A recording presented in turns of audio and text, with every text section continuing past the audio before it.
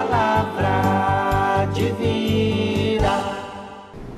Ao meu lado aqui o reverendo Marconi, para falarmos, para pensarmos acerca desse momento tão difícil que nós estamos vivendo como nação brasileira, momento em que perdemos um dos candidatos à presidência da República, o Eduardo Campos, e a morte dele trouxe de fato um sentimento de luto, de desespero, de angústia, especialmente para a sua família, o sofrimento tão grande.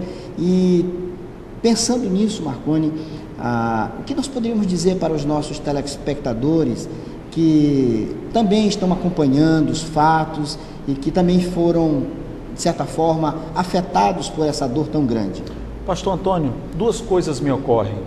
Primeiramente, acerca do fato de que a vida é imprevisível.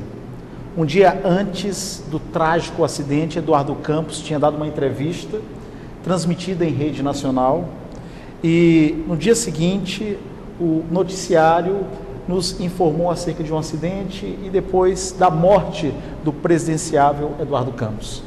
Ou seja, muitas vezes nós planejamos, mas não temos como executar esses planos.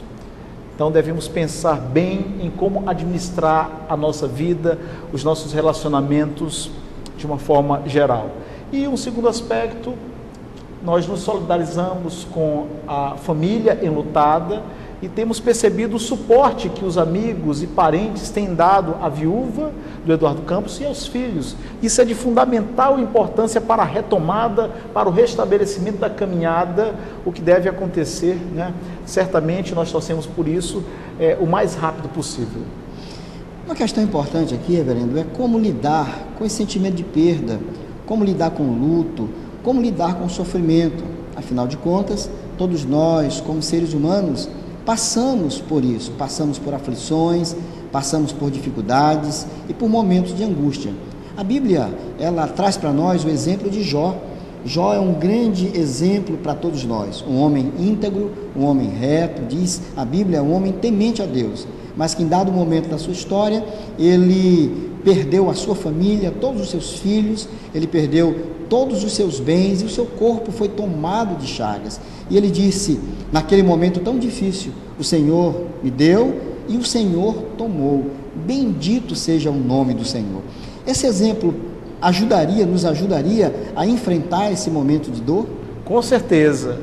A morte é algo muito pesado, muito doloroso para nós seres humanos, por uma razão até simples de entender do ponto de vista bíblico. Nós não fomos feitos para morrer, e sim para viver.